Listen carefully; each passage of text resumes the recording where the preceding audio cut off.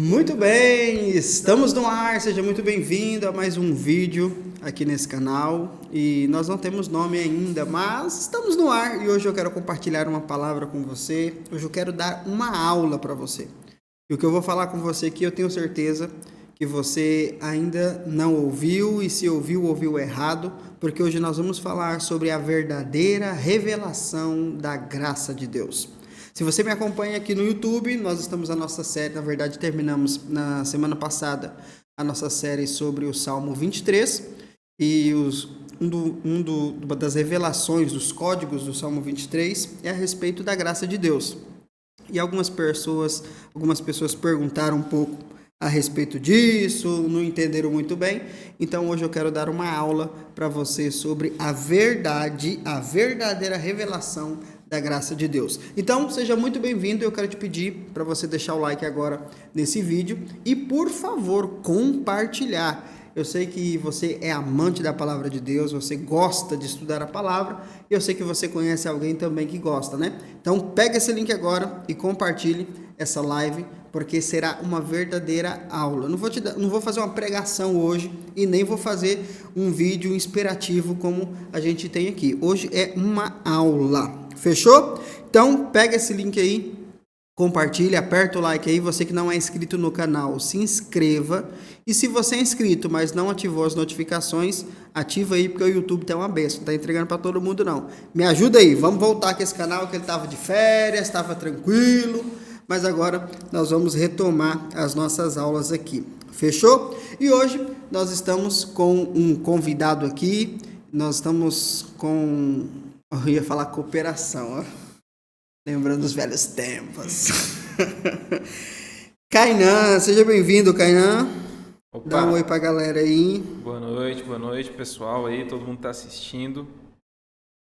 Kainan vai ser a voz oculta e vai estar com a gente aqui nessa aula de hoje. Vamos lá então, como é aula, o que você tem que fazer? Você tem que pegar papel, você tem que pegar caneta, porque hoje eu vou te dar uma aula sobre a verdade a respeito da graça de Deus. Vamos nessa então? A primeira pergunta para a gente começar é justamente isso. O que é a graça de Deus? Coloca aqui nos comentários, para você, o que é a graça de Deus? O que é, Kainan, para você, a graça de Deus?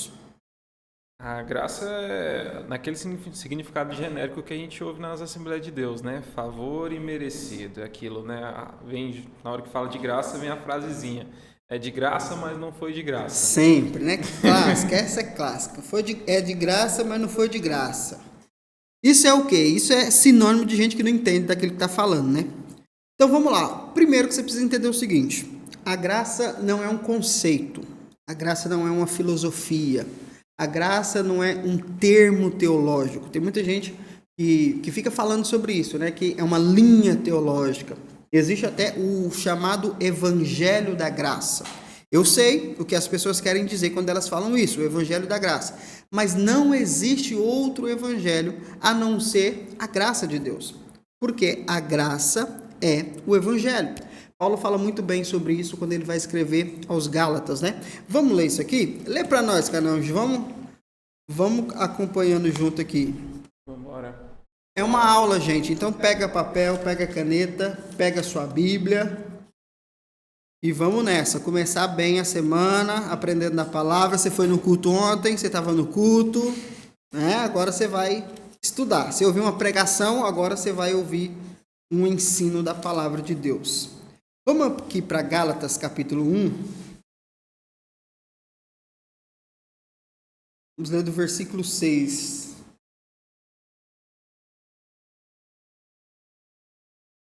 Gálatas 1, a partir do versículo 6. Pode ler? Vamos lá. Admiro-me de que tão breve vos desviaste daquele que vos chamou. Você está em qual versão aí? King James. Atualizada? Atualizado. Ela está meio desatualizada, ela está diferente da minha aqui.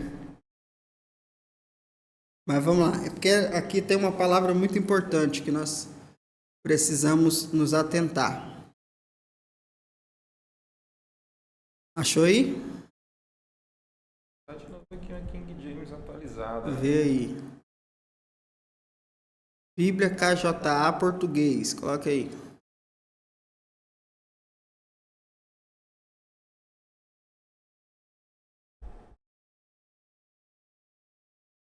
Estou chocado. Isso, essa é a palavra. E Essa lá é ele a diz que estava admirado, né? Admiração é coisa boa no português. E não é isso que ele está dizendo. É um pejorativo, não é já vi pregador dizendo que era um elogio. Não é. Isso aqui é sarcasmo que chama, né? Vai lá. Estou chocado de que estejais vos desviando tão depressa daquele que vos chamou pela graça de Cristo. Então, Paulo está escrevendo para quem? Para a igreja. Todas as cartas foram escritas para a igreja, para salvos, para pessoas que estão em Cristo Jesus. E olha o que Paulo diz: eu estou chocado que vocês estão se desviando e depressa, rapidamente, daquele que vos chamou pela graça de Cristo para seguir outro evangelho. Outro evangelho. Aí ele termina dizendo que, na verdade, não é evangelho. Ou seja, qual é o evangelho? Segundo o que Paulo está dizendo, a graça de Deus. Então, se eu vivo outra coisa, se eu acredito em outra coisa que não seja a graça de Deus, isso é considerado por Paulo como outro evangelho, que na verdade não é evangelho, mas uma forma de confundir a mente das pessoas. Lê para nós o 7 aí, Ken. Na verdade, não é o evangelho.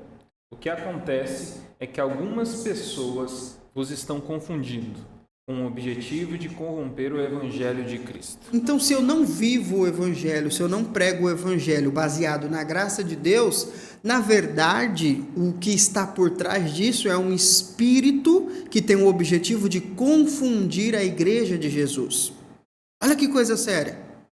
Não é que quem está pregando ou quem está ensinando tenha o intuito, mas o que Paulo está dizendo é que há um espírito por trás, um espírito de confusão para corromper, para trazer ruptura ao evangelho de Jesus, que é o evangelho da graça de Deus.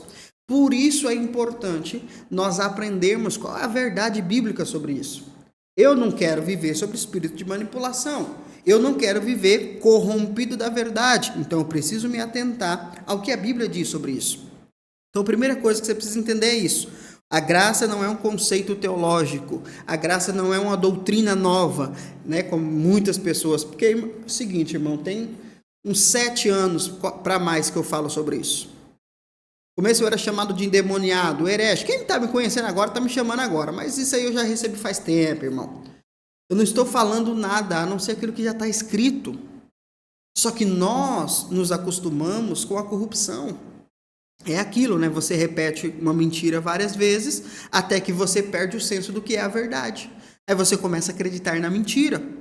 E é isso que Paulo está combatendo aqui. Agora, olha só que coisa interessante. Eu anotei aqui para você o conceito. O Kainan falou aqui a frase muito comum, né? A graça é o favor imerecido. Primeiro, que isso é uma tradução, sim, teológica. Mas olha só o que a palavra graça de fato significa, fora do conceito religioso. O que é a graça? A graça é aquilo que proporciona alegria, prazer, desfrute, doçura, encanto e beleza. O que é a graça de Deus? É Deus proporcionando alegria, prazer, desfrute, doçura, encanto, beleza. O que na verdade é a graça de Deus? É a personalidade do Criador. É quem Ele é.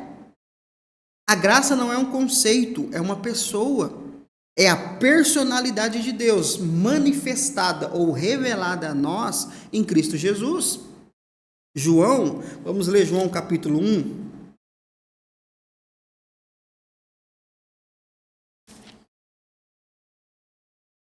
Ou que nada disso estava no script, é bom demais. João capítulo 1, vamos ler aqui o versículo 14. Leia daqui. Vai lá. E a palavra se fez carne e habitou entre nós. Vimos a sua glória, glória como a do unigênito do Pai, cheio de graça e verdade. Olha que coisa. Qual é a palavra? Cristo. Jesus é a palavra que se fez carne e habitou entre nós, ou seja, Jesus em forma humana, né? Já a palavra, o nome Jesus é a humanidade de Jesus, né? Mas o Cristo manifestado. E o que ele era cheio de quê? De graça e verdade. Olha o que está junto com a graça. A verdade. Tem gente que fala, não, eu tenho que pregar a graça, mas eu também tenho que pregar a verdade. Só que o que o texto está dizendo? Que a graça e a verdade estão juntas. Versículo 17. Porquanto a lei foi dada por intermédio de Moisés, mas a graça e a verdade vieram através de Jesus Cristo. A graça e a verdade vieram por meio de Cristo Jesus. Então Jesus tem numa mão a graça e na outra a verdade. Não há outro evangelho, não há outro ensinamento. A graça e a verdade estão personificadas em Cristo Jesus. Tudo que foge disso é outro evangelho, que na verdade não é evangelho, é corrupção da verdade. Então, o que é a graça? Qual é o conceito de graça? Beleza, doçura, prazer, alegria. Agora, quando nós falamos a respeito do conceito da graça, o que há de mais interessante? O que há de mais para a gente poder anotar aqui? A graça é agir com boa vontade. É uma ação de benevolência. A graça é demonstração de amor. A graça é beneficiar alguém por vontade própria. Isso é a graça de Deus. Isso é a personificação de quem Deus é. Esse é o evangelho. Não existe outro evangelho além disso. Agora, se a gente olhar para todo esse conceito, para tudo que está escrito na palavra, que nós lemos aqui, lá em Gálatas, aqui em João, eu te pergunto, você não sabe nada do que é a graça de Deus. As pessoas não sabem nada do que é a graça de Deus. Elas sabem que é um favor imerecido, mas, irmão, isso é um conceito teológico. Isso aí qualquer um pode falar, mas a verdade sobre isso. Esses dias eu vi uma publicação de um pastor, e aí eu até comentei lá, né, que ele estava falando sobre a graça e tal, sobre a dificuldade das pessoas de entender a graça de Deus. E aí eu comentei lá dizendo o seguinte, que a graça, ela só é entendida se houver revelação. Por quê? Porque nós fomos criados completamente fora da graça. Fomos criados debaixo de conceitos de legalismo, de meritocracia e tantas outras coisas que nós vamos falar aqui, que acabou tirando de nós a verdade do evangelho, que é aquilo que Paulo diz, né? Corrompeu a verdade. Então, o que eu vou te mostrar aqui, eu tenho absoluta certeza, você nunca ouviu? E se você vai ouvir pela primeira vez, você vai ficar escandalizado e tá tudo bem. E você não vai ficar escandalizado porque é ruim. Você vai ficar escandalizado porque uma escama vai cair dos seus olhos. Ai, irmão, eu tenho tanta coisa para falar que eu fico perdido. E o massa é que nem começou a aula ainda e já quebra aquela linha teológica do pessoal que quer equilibrar a lei e graça, né? Não, moço, não. Por que eu falei que é muita coisa para falar? Porque eu acabei de falar de escama, eu já lembrei de outro texto na Bíblia. Vamos ler aqui, vamos para Atos, só para você ver o quanto a graça de Deus é coisa séria. Não, e assim, Mike, não dá para compreender a graça, não dá para entrar dentro de falar de graça se tiver aquela concepção daquela frase que a gente ouviu muito tempo atrás, né? De que se não vem pelo amor, vem pela dor. De que Isso, Deus é o Deus coisa do boa. carrasco. Então, com essa concepção, com essa imagem de Deus, você não consegue entender nunca a graça. É muita pedrada, né, pá? Muita mentira para a gente desconstruir, meu Deus do céu. Mas vamos ler aqui. Eu falei de escamas, e aí você falou de equilibrar a graça e a lei. Vamos ler aqui sobre esses dois assuntos, só para você ver. Tá tudo na Bíblia, mas só ler. O problema é que as pessoas não gostam de ler. Atos capítulo 9. Vamos ler aqui o versículo 10. A história é de Paulo, né? Que ele estava indo para Damasco para prender os crentes lá, e aí no meio do caminho Jesus aparece para ele, e aí ele fica cego e vai para um lugar, e aí você já sabe da história. Eu quero só ler esse versículo aqui com você. Versículo 10. E havia em Damasco um discípulo chamado Ananias. O Senhor o chamou em uma visão. Ananias, diante do que, prontamente respondeu: Eis-me aqui, Senhor. Eu gosto demais da Bíblia, irmão. Bíblia é coisa de doido, sabia? Ó, quem é Paulo? Primeiro que as pessoas nem sabem quem é Paulo, né, gente? É triste. Paulo não é mundano, não, gente. Paulo não é um satanista. Paulo não é alguém que era de uma seita e depois se converteu. Não, não, não, não. Paulo é um fariseu. Sabe o que é um fariseu? Fariseu é um defensor da lei de Moisés. Em uma das suas cartas, Paulo defende a sua genealogia dentro da estrutura judaica. Paulo é da tribo de Benjamim. Paulo, hebreu, israelita. Paulo não se converteu porque ele era do mundo. Paulo não veio para Jesus porque Jesus tirou ele lá da macumbaria. Não. Ele vivia debaixo do regime da aliança vigente no Antigo Testamento. Então, quando a Bíblia fala aqui sobre a conversão de Paulo, Paulo não era do mundo. Agora, Paulo não conhecia a verdade. Paulo conhecia a verdade passada, mas não conhecia a verdade presente. Qual é a verdade presente? A graça de Deus. Então, quando alguém falar para você que Paulo se converteu, Paulo saiu e veio para Jesus, lembre-se disso, ele já era um religioso, ele já amava Deus, ele não perseguia a igreja porque ele era do diabo, não. Paulo perseguia os cristãos porque a igreja era completamente contrária à tradição judaica. As verdades judaicas eram completamente confrontadas pela igreja, por Jesus, por isso que mataram Jesus. Quem matou Jesus não foi Roma, quem matou Jesus foi os religiosos. Então entende o seguinte, Paulo não se converteu porque ele era do mundo, ele se converteu para a verdade, porque o que ele conhecia era uma verdade passada. E qual é a verdade presente? Cara, Deus é lindo demais. Quem que foi lá? Quem que Deus chamou para ir lá? Ananias. Aí você procura no dicionário. O que significa? Qual o significado do nome Ananias? Ananias é o masculino de Ana. Ana significa graça. O que significa Ananias? Graça. Quem Jesus está chamando para ir se encontrar com Paulo? A graça. Aprende a ler Bíblia, velho. Um homem cheio de lei, cheio de doutrina, cheio de entendimento. Um cara, como ele mesmo diz, né? Irrepreensível no que diz respeito à lei. Aí Deus fala assim, você precisa da graça. É disso que você precisa. Vamos continuar lendo aqui. Vamos ler aqui. Pular aqui. 17.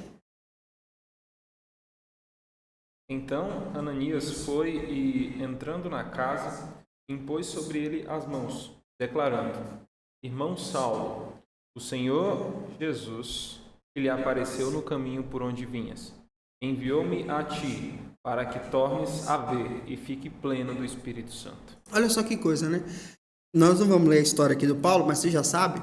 Jesus aparece para Paulo, né, que aqui nós estamos chamando ele de Saulo, por causa de linguística, mas é a mesma coisa, Paulo e Saulo, e ele não sabe quem é. Como que alguém é amante da palavra de Deus, como que alguém é defensor da lei, como alguém é defensor dos princípios de Deus e não conhece? Muitos crentes estão vivendo assim. Defendem suas doutrinas, defendem suas teses teológicas, defendem sua doutrina ministerial, defende tudo. Mas se Jesus falar, eles não sabem quem é. Porque para ter um relacionamento com Jesus, é preciso encontrar com a graça. Aí Ananias vai lá e põe a mão nele. Vamos ler o 18. Imediatamente lhe caíram dos olhos algo parecido com umas escamas, e ele passou a ver de novo. Em seguida, levantando-se, foi batizado. Por que eu lembrei disso? Justamente por esse versículo aqui, ó. Caiu como que escamas dos olhos dele. Aí o texto diz, né? Nada está escrito à toa na Bíblia. E ele voltou a ver de novo. Só que esse voltou a ver é ver nitidamente. Ou seja, agora ele está vendo como nunca antes havia visto. Por causa da graça. Agora, Kainan falou sobre equilibrar, né? A graça e a lei. Vamos aqui para o versículo 5, capítulo 5.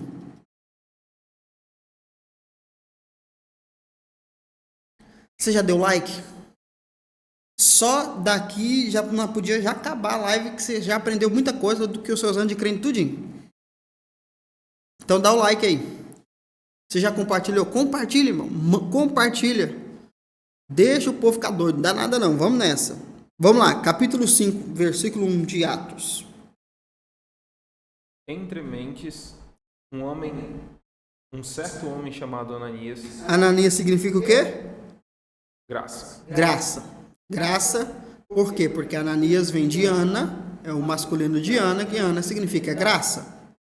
Então a graça vai. Com sua esposa Safira, também vendeu uma propriedade. Então, o que é Safira? Safira, segundo os estudiosos, foi a pedra usada para escrever a lei de Moisés. Nada na Bíblia está escrito por acaso. Então, sabendo que Ananias é a graça, Safira representa o quê? Eu acabei de falar. Representa a lei. Então, aqui nós temos... E o pior, os dois aqui são o quê? Casados. Então, nós temos um casamento da graça e com a lei. Não precisa nem ler. Qual foi o resultado final? Morreu os dois. Morreu. Ai, é só uma história, é só... Não, irmão, nada na Bíblia está escrito por acaso. O que o Lucas está tentando mostrar para nós aqui, por meio do Espírito Santo, é: se eu casar a graça com a lei, vai haver mentira, que vai provocar a falsidade e vai gerar morte. Porque não existe equilíbrio, não existe aliança entre a graça e a lei. Porque uma quer trazer o juízo, a morte, a condenação. A outra quer trazer o favor, a benevolência, a beleza, o esplendor. As duas coisas não conversam.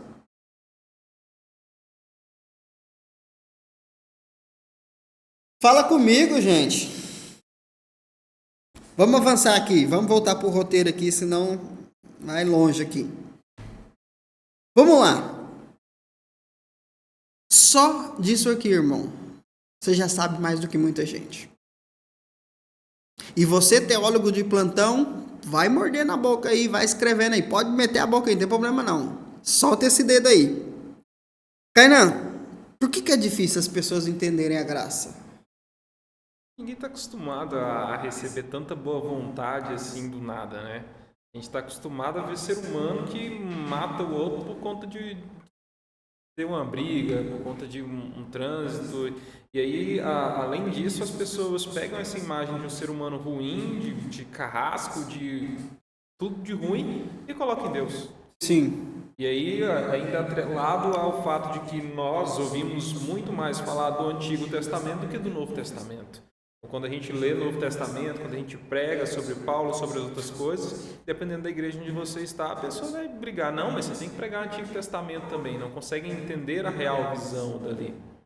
Igual esse dia eu estava conversando com o rapaz lá na igreja, no culto lá, e aí ele perguntou justamente isso, né? Por que as pessoas pregam o Novo Testamento como se fosse o Antigo Testamento? Aí ela até falou uma expressão que eu achei interessante. Parece que as pessoas negam a morte de Jesus. Falei, cara, é justamente isso. Claro que as pessoas não negam, né? Mas elas não entendem que houve um acontecimento que mudou a história. E a morte de Jesus, ela é um ponto-chave de virada entre o Novo e o Antigo Testamento. Aí tem gente que fala assim, não, mas porque eu li lá em Lucas, eu li em Mateus, eu li em João. Irmão, Mateus, Lucas e João não são o Novo Testamento.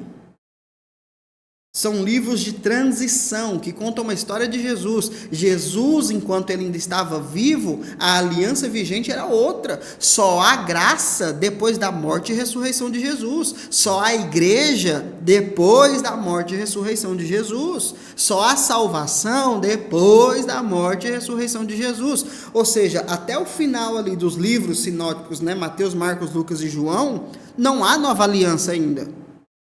A nova aliança começa em Atos. A nova aliança começa depois da ressurreição de Jesus. Você não sabia disso. Novo Testamento, por você, começa em Mateus e tudo que está ali é nova aliança. Aí tem gente que pega lá o Sermão da Montanha e acha que Jesus está falando da graça. Não, irmão, ali é uma representação do que realmente significa a lei. Então Jesus disse, você quer cumprir a lei? Então se o seu olho te fizer pecar, arranca ele. Isso é cumprir a lei. Por quê? Porque ele sabe que você vai olhar a qualquer momento. Se sua mão te fizer pecar porque você é ladrãozinho, tem o espírito do Lula dentro de você, arranca sua mão. Ele começou, né? Arrancou o dedo já. Arranca sua mão. Assim você cumpre a lei. Então já vi gente dizer, não, porque o Sermão da Montanha é a lei do Novo Testamento. Gente, para de ignorância. Jesus está trazendo à tona o que de fato é a lei. Qual é o peso real da lei? Por isso que no final todo mundo chega à conclusão, não tem como cumprir isso. Mas o Kainan falou de algo que eu achei interessante, eu já até tinha anotado aqui para a gente falar sobre isso, que é sobre nós colocarmos em Deus a perspectiva humana. Vamos ler 1 Coríntios? 1 Coríntios 2.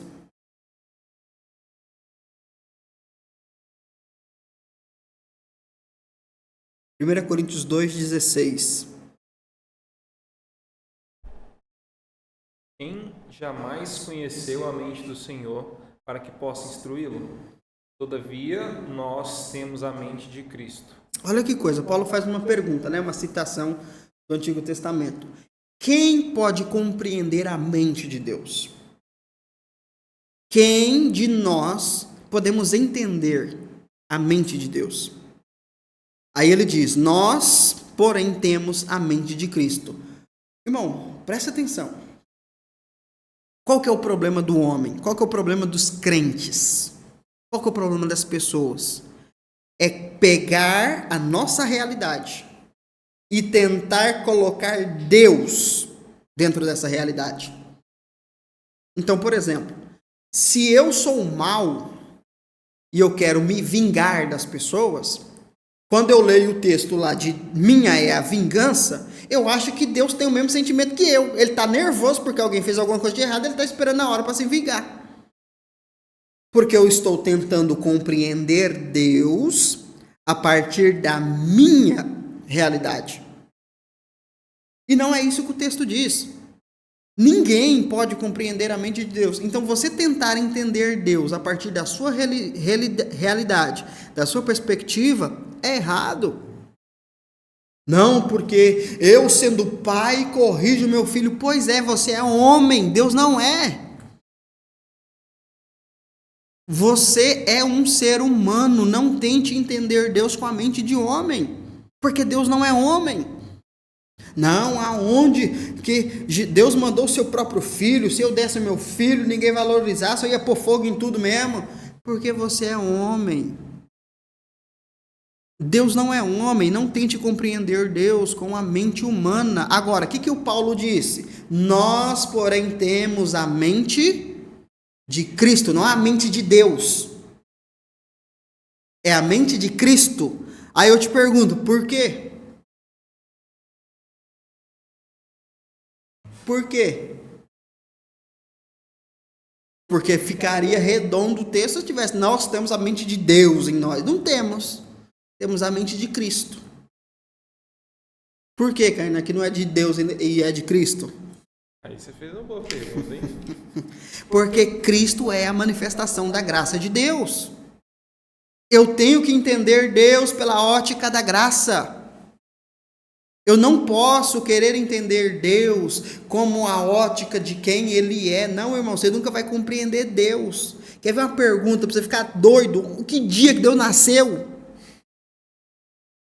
Deus cria tudo e Ele veio da onde? Quem nunca pensou isso, irmão? Né? Tem um povo aí que acredita que Deus tem mãe. E quem criou a mãe dele, então, meu pai? Não, irmão, você fica doido. Agora, nós temos a mente de Cristo. A graça e a verdade vieram por meio de Jesus. Essa deve ser a minha mentalidade. É nisso que eu devo me firmar. Na graça de Deus. Agora, errado é eu tentar entender a graça por meio da ótica humana. Nós vivemos num mundo de meritocracia. Nós vivemos num mundo onde só recebe quem merece, e nós queremos achar que Deus trabalha assim também. Por isso que a graça é um escândalo. Porque aonde Deus vai ser bonzinho desse jeito, no mundo que nós estamos vivendo, não faz sentido. Realmente, não faz sentido. Por isso estamos falando de Deus e não dos homens. Você está aqui ou não? Bora lá. Eu falei aqui um pouquinho sobre a lei. Vamos falar aqui um pouquinho para você entender sobre isso. Existem 7 linguagens de comunicação que Deus estabeleceu para se relacionar com o homem. 7. Como que funciona? Para Deus se relacionar com o homem, é preciso que haja uma linha de comunicação. E a primeira linha de comunicação começa lá na criação do homem, em Gênesis 1, que é a criação da inocência. Adão se relacionava com Deus por meio da inocência. O que significa isso? Adão é o único ser humano que sabe o que é se relacionar com Deus sem a interferência do pecado. Porque ele era inocente quanto à maldade. Então, essa aliança, essa linha de comunicação, significa que Deus e o homem se comunicavam, se relacionavam de forma plena. De forma plena. Só que quando Adão peca, essa comunicação, essa linha de comunicação foi quebrada. Aí surge então a segunda linha de comunicação, que é a comunicação da consciência. Por que surge a comunicação da consciência? Porque o homem comeu da árvore do conhecimento do bem e do mal. Então ele sabe agora distinguir aquilo que é certo daquilo que é errado. Então ele se relaciona com Deus agora sim. Sabendo o que é certo e agrada a Deus, e sabendo o que é errado e que desagrada a Deus. Por isso que Abel agrada a Deus por sua oferta, porque ele sabe o que Deus gosta, e Caim o desagrada, porque Caim sabe o que agrada a Deus, mas preferiu fazer aquilo que era errado. Então, a partir do fruto do conhecimento que foi comido por Adão, agora o relacionamento entre Deus e a humanidade é por isso, o que é certo, o que é errado. E essa comunicação, essa linha de comunicação vai desde o fruto que eles comeram até Noé, onde o povo ficou doido, né? Que é outra história para outro dia. E aí Deus vai começar agora uma segunda linguagem, uma terceira linguagem, depois do dilúvio, que é o governo humano. O que significa o governo humano? Deus resetou a terra e agora vai recomeçar a história através de Noé. E Deus volta a dar a Noé a ordem que ele havia dado para Adão, que é crescer, multiplicar e povoar a terra. Só que agora, Deus vai se relacionar com o homem através de algo muito interessante. Através de escolher pessoas para fazerem parte do propósito dele. Isso não havia acontecido com Adão, isso não havia acontecido depois da saída do jardim, isso acontece depois do dilúvio, onde Deus vai escolher pessoas para o seu propósito, começando por Noé. Noé foi escolhido por Deus para ser aquele que traria salvação no meio do dilúvio que viria. E aí depois vem o homem chamado Abraão, onde Deus vai escolher Abraão para fazer parte de um projeto. E assim vai sendo estabelecido até José, lá no Egito. Deus vai escolhendo pessoas para fazerem parte de um propósito específico na terra. Depois que José morre, aí vem a escravidão no Egito, aí vem o homem chamado Moisés, que estabelece então a quarta comunicação, que é a comunicação da legislação, o surgimento da lei. Lá em Êxodo 19, surge a lei de Moisés. Então agora Deus vai se relacionar não mais pela inocência, porque perdeu lá no Adão. Não mais pela consciência, porque agora Deus resetou a terra e disse, agora quem vai andar comigo está comigo, quem não está comigo que se exploda. Agora ele vai escolher pessoas para o seu propósito, que foi o que aconteceu até José. Só que agora muda toda essa linguagem. Agora obedeceu, estamos juntos. Não obedeceu, maldição no seu lombo. Então Deus foi mudando a sua linguagem no meio da história. A partir de Êxodo 19, com o surgimento da lei, até o João Batista, essa é a linguagem de Deus. Lei. Obedeceu, é bênção. Desobedeceu, não tem bênção, é maldição. Se não tivesse bênção, era bênção, né? Mas além de não ter a bênção, você tem maldição ainda, é triste. Estão conseguindo entender? Então, lá do Moisés até João Batista, um pouquinho mais, né? Até, como eu falei, o Mateus, Marcos, Lucas e o João, até a morte de Jesus. A lei é a nova comunicação de Deus. Só que entre Moisés e a morte de Jesus, teve que surgir uma outra linha de comunicação, que é a comunicação dos profetas. Deus teve que levantar profetas, porque o povo não estava cumprindo a lei. Qual era a função dos profetas? Era lembrar o povo das bênçãos e das maldições. Bênçãos, se obedecesse. Maldição, se desobedecesse a lei. É por isso que quando você lê os profetas do Antigo Testamento, é só desgraça, irmão. É só coisa ruim. Por quê? Porque essa é a linha de comunicação que eles estão. Os profetas estão ali para pregar juízo. Porque Deus avisou.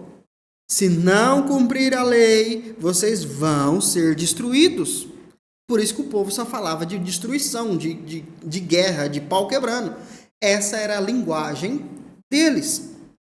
E essa linguagem ela começa lá em Samuel, quando Samuel é levantado. Ó, pra você ver, Samuel já chega destruindo, né? Destruindo quem? Eli, que era o sacerdote.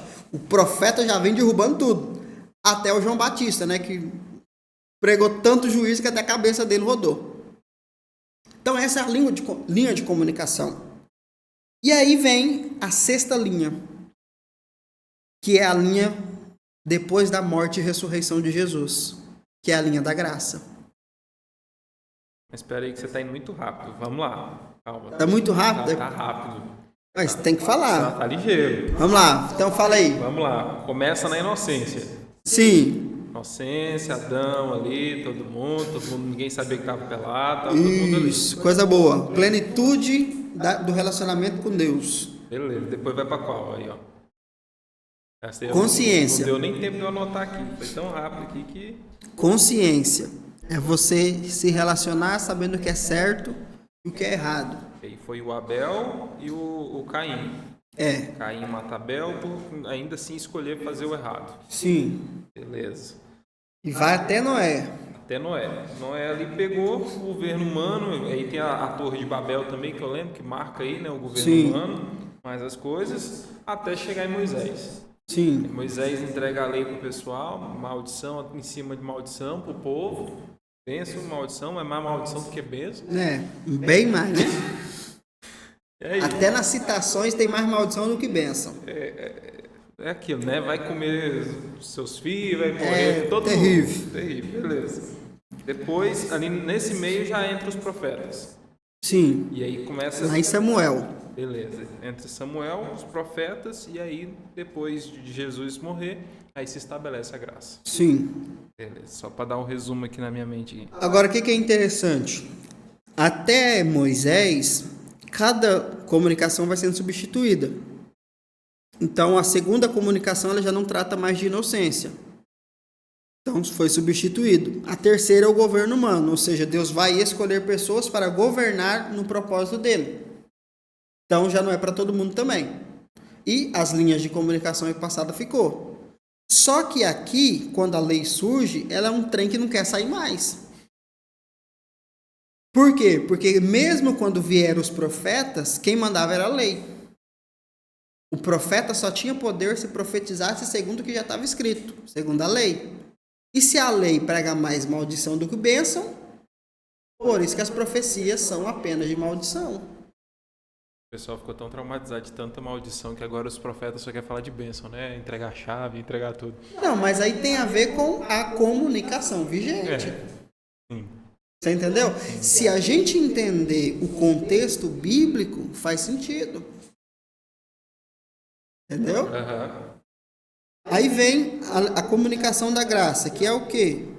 Deus vai me tratar, não é mais segundo a minha inocência, não é mais segundo o certo ou errado, não é mais segundo o projeto dele específico para uma pessoa, não é mais sobre obedecer à lei, não é mais sobre o rigor dos profetas, é sobre o quê? Graça. E o que se baseia a graça? A boa vontade de Deus, a beleza, o amor. Esse é o conceito de graça, né? Em que se baseia a graça? Em Cristo. Em Cristo. Então, como que é essa linha de comunicação? Deus se relaciona comigo a partir da minha fé pessoal em Cristo. Na inocência, é mil maravilhas. Esse era o plano de Deus. E, pra você ter uma ideia, a graça é o que mais se assemelha com a inocência. A graça é o que mais se assemelha com a inocência. Aí vem a sétima comunicação, que nós não vamos falar hoje, que é a comunicação do reino. Mas se você não entende graça, que dirá reino, né, irmão? Larga a mão disso. Só anota aí, é o reino. Que é o quê? Recompensa. Você será tratado segundo aquilo que você plantou, segundo aquilo que você edificou. E essa comunicação ainda não está vigente de forma atual. Ela ainda vai acontecer.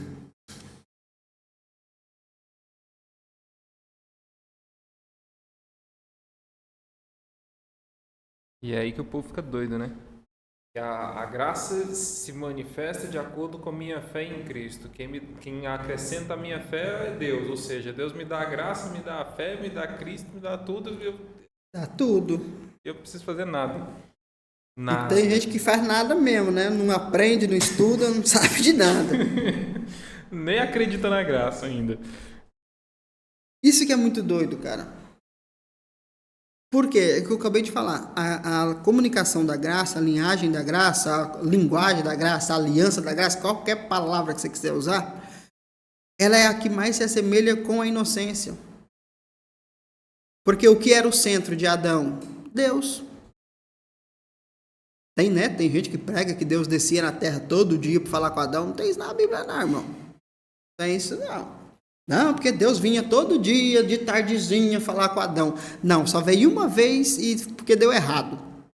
Ah, lê a Bíblia certinho que você vai ver. Mas tá bom. Agora, na graça, Deus se relaciona. Olha que loucura. Deus vai ignorar todas as comunicações passadas para se comunicar com uma só. A sua fé pessoal mediante o sacrifício de Jesus.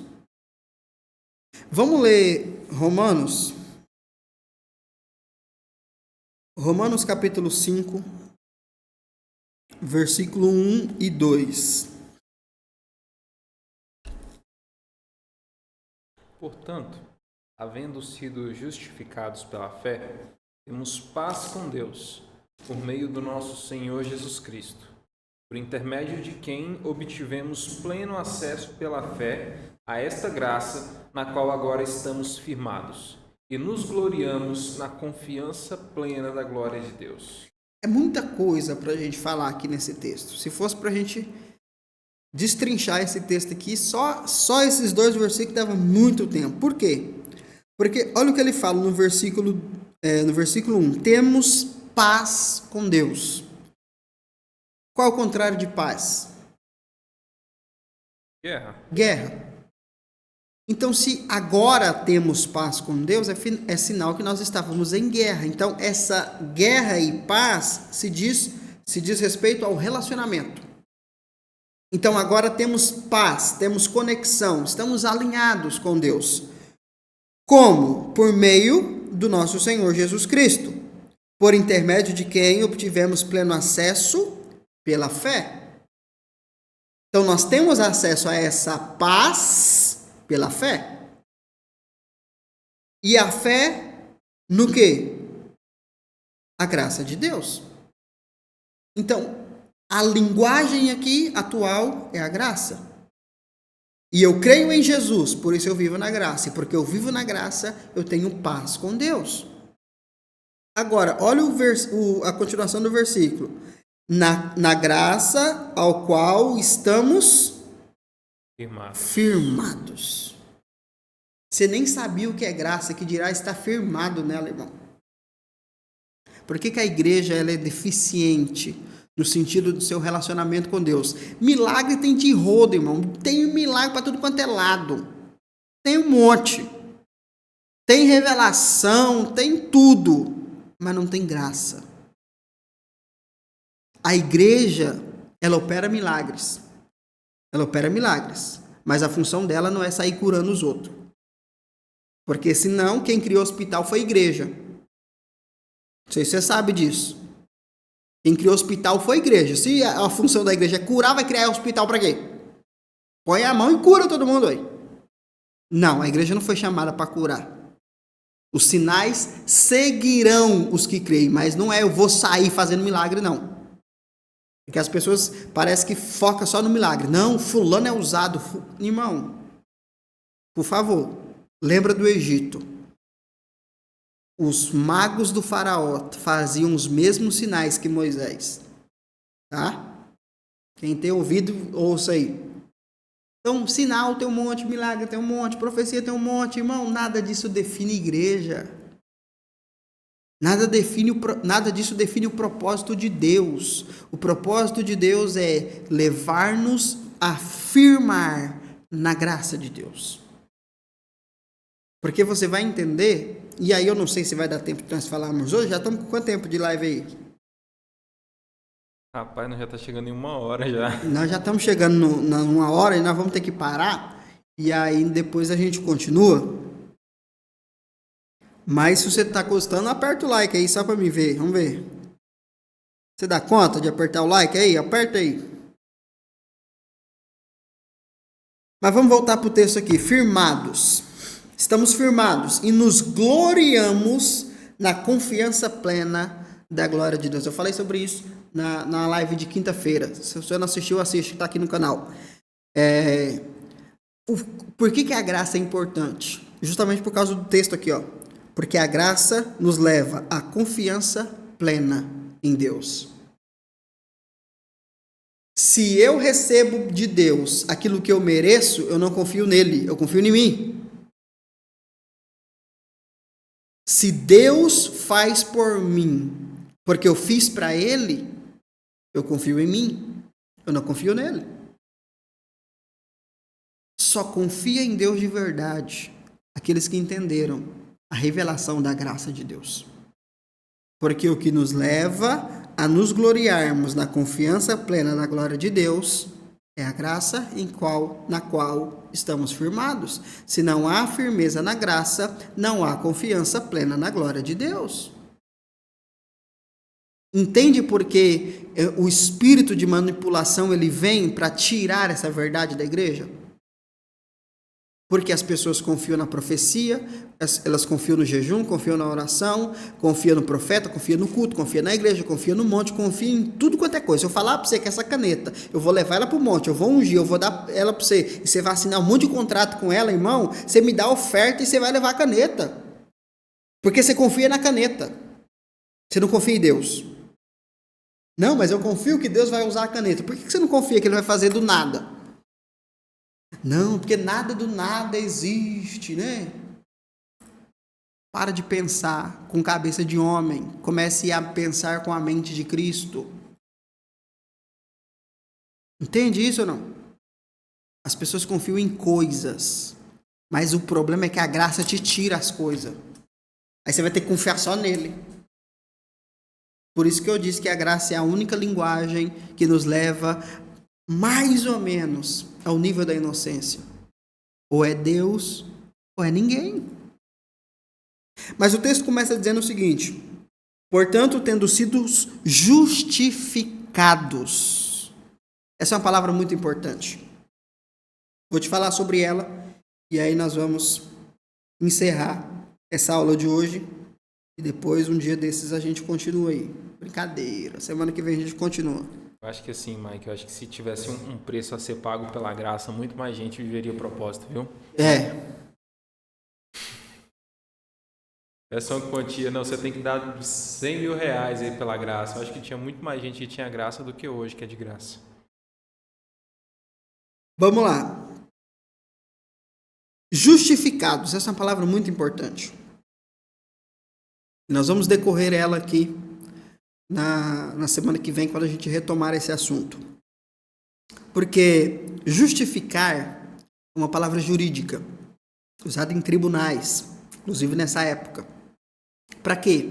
Para declarar que alguém era justo, era correto, e que as acusações contra ele eram mentiras. Preste atenção.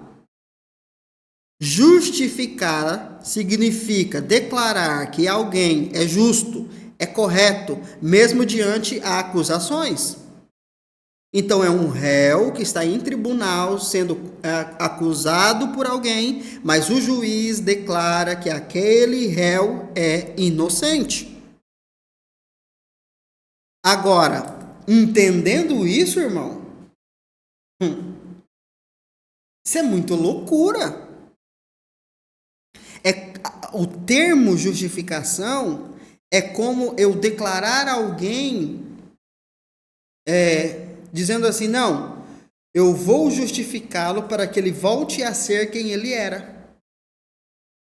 Isso é o termo. Agora, para a gente continuar aqui, porque aqui começa a manifestação da graça de Deus. Se eu te perguntasse o que é a justificação, você saberia responder? Porque a gente pensa o seguinte, no Antigo Testamento tem essa expressão, né? O justo.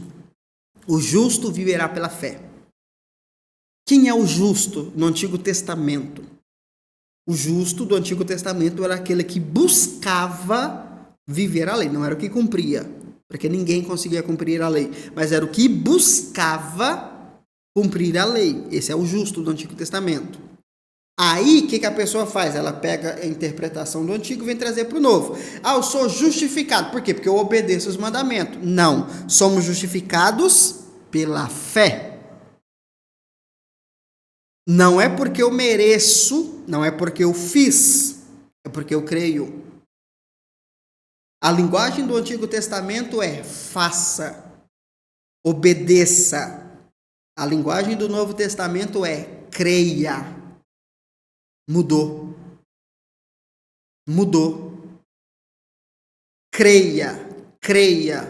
Por isso que, se eu crer errado, eu danifiquei toda a minha vida. E como vem a fé? Como, Kainan, que vem a fé? Como vem a fé? É. Sei que se acrescenta, a gente pode orar para acrescentar a fé. Tá, mas como que vem a fé? Vem no simples ato de crer. Não é? Como que eu creio se eu não tenho fé? Eu creio se eu não tenho fé. É. Paz, A fé vem de algum lugar, não vem não? vem do ouvir. Ah, a fé vem pelo Ouvir. ouvir. Então quer dizer que se eu ouvir a coisa errada, Eu começo a acreditar na coisa errada. por isso que Paulo está abismado, chocado com as pessoas ouvindo a palavra errada. E ouvindo a palavra errada. Paulo não está preocupado com pregação. Paulo está preocupado com o resultado da pregação. Se eu prego outro evangelho, eu vou gerar outra fé. E se eu gero outra fé e Deus se relaciona por meio da fé, Deus não vai se relacionar com essas pessoas. Esse é o objetivo do diabo. Por isso que você precisa entender a revelação da graça de Deus. Você está aqui ou não? Você já apertou o like aí? Aperta o like aí, gente. Aperta o like aí. Nós vamos ler o último texto aqui e nós vamos concluir essa live de hoje, essa aula de hoje. E na semana que vem, nós vamos continuar falando sobre isso. E na semana que vem, eu vou falar com você sobre os 3 estágios da manifestação da graça de Deus. Porque a graça não é apenas favor imerecido. Não. A graça é Deus dando tudo para quem nada merece. Isso é graça. Você quer uma frase para você definir graça? É isso. Graça é Deus dando tudo a quem nada merece. Porque aí se você muda a frase, aí você muda o conceito. Não, mas é de graça, mas não foi de graça. Ah, pro inferno, irmão, com essa frase. Porque isso não é bíblico. Porque se a gente acredita nessa frase, a gente coloca Jesus como coitadinho. Ô tadinho de Jesus, sofreu por mim, tadinho. Ele não está sofrendo não, irmão. Você não vê que na cruz lá, ele só falou, Pai, na tua mão está espírito, eu te entrego meu espírito. Fui, acabou. E a Bíblia diz que ele disse isso bradando. Irmão, o cara acabou de levar 39 chibatadas, o cara estava todo regaçado, ele tem força para gritar. Ele não está sofrendo, ele está cumprindo o propósito dele. Aí tem gente que fica braba, ai, mataram Jesus, você prefere que matasse você? Ele morreu por um propósito, Jesus não estava ali sofrendo, tadinho, não, irmão. Estava cumprindo o propósito dele. Agora, eu preciso ter consciência disso e me usufruir daquilo que esse sacrifício trouxe para mim. E eu digo para você, irmão, que você não entender a graça é você menosprezar o sacrifício de Jesus.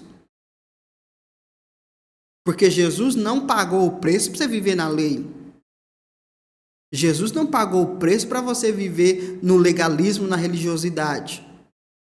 Porque senão o pai trollou ele, falou, não, vai lá, sofre um pouquinho. Não precisava, olha.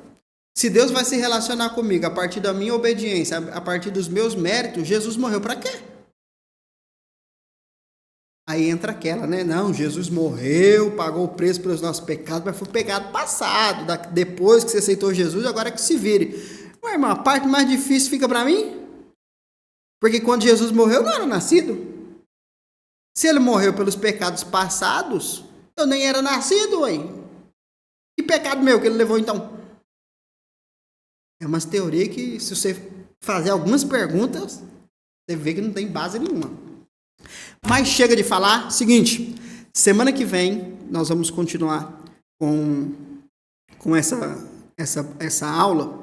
Só que amanhã não, quarta-feira, eu vou compartilhar lá no meu grupo de compartilhamento. Você não está no meu grupo de compartilhamento, você vai apontar a câmera do seu celular para esse QR Code que está na tela aí. Ou você vai clicar no primeiro link que está na descrição, você vai entrar para o nosso grupo, porque eu vou mandar para vocês lá no grupo uma newsletter, um texto sobre aquilo que nós falamos aqui hoje, tá bom? Para você ler com calma, eu sei que eu falo rápido, mas é por causa do tempo, pouco tempo. E aí eu não quero ficar aqui 2 horas falando com você não, que você não dá conta de assistir, né? Então é o seguinte, se você não está no nosso grupo, entra aí, o QR Code está na tela para você, o link está na descrição. Entra aí no nosso grupo, cadastra aí, na quarta-feira eu vou mandar para você lá um texto. E é interessante que você recebe tanto texto como áudio, né? Você que tem preguiça de ler, você vai ouvindo minha voz lá que vai dar tudo certo, tá bom? Então se você não faz parte do nosso grupo, entra aí e quarta-feira eu vou mandar esse texto, esse arquivo para vocês lá, tanto em texto quanto em vídeo, falando um pouquinho mais sobre o que nós falamos aqui hoje. E na semana que vem, segunda-feira que vem, a gente continua e eu vou falar com você sobre os 3 estágios da manifestação da graça de Deus.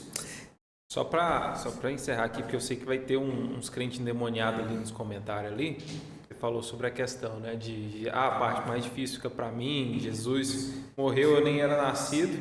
Certeza que vai ter aquele crente que vai falar, mas não é simples assim, porque aí não é justo a graça de Deus. Cabeça de homem, né? É importante entender que não é justo o pecado também, né? Não é justo a condenação. Ixi. X para semana que vem. Mas deixa aí, comenta, gente, mete o pau aí, põe dislike, ajuda aí, que tudo isso aí ajuda a gente, tá? Não tem problema não. Quiser debater, uns vídeos meus debateram, brigaram aí, dá nada não, vocês ficam à vontade aí, ajuda o algoritmo aí, tá bom? Mas é isso. Tudo certo, Kainan? Tudo certo. Deu para aprender alguma coisa hoje? Kainan já sabe, né? Tá expert no assunto já. Muitos anos já, né? É aquilo, é o que você falou, a fé vem pelo ouvir, então por mais que a gente ouça, já tenha ouvido isso de algumas vezes, porque a gente está sempre acompanhando você falando, né? Sempre há algo novo, sempre há uma revelação por trás do ouvir, né? Quando a gente ouve, mesmo que seja a mesma coisa que tenha sido ouvido, reforça a fé naquilo que é realmente necessário. Então, ninguém nunca vai estar expert, ninguém nunca vai estar a mesma coisa, é aquilo que você fala. Você se beneficia, você mesmo se assistindo. Então, quem dirá a gente ouvindo e reouvindo, às vezes colocar ali, nem que seja simplesmente o áudio, no momento que você não está fazendo outra coisa, mas o seu cérebro está absorvendo isso e isso está sendo gerado dentro de você. Mais fé. E é aquilo, a graça se renova, né? Exatamente. Então você nunca vai saber o suficiente. Todo dia tem um nível novo dela. Diferente da lei. A lei é uma só, 613. Não tem renovo. Apesar que a galera tá renovando aí, não pode calça, não pode bermuda. Mas isso aí não é lei não, isso é doutrina. Tá bom? Mas semana que vem você vai estar aí, Kainan? Uai, você chamou, nós estamos aqui. E então, assim, essa renovação da lei ali da calça ainda acho que tá velha. A massa agora é que não pode terno, não pode essas outras coisas. Porque... Cabeça de homem é doidura, né? É doido, né? Mas é isso aí, gente. Já falamos demais. Obrigado por ter me acompanhado até aqui. Se você não é inscrito no canal, se inscreva. E se você tem raiva de algum religioso, manda esse vídeo para ele, que ele vai ficar com raiva de você também. E vai ficar comigo com raiva de mim também. E Jesus depois se resolve com ele. Porque Paulo, preste atenção nisso aqui, eu termino. Paulo foi para Damasco irado, mas voltou de lá convertido. Era só encontrar com a graça o que faltava. Vai que, né? Tchau, Deus abençoe.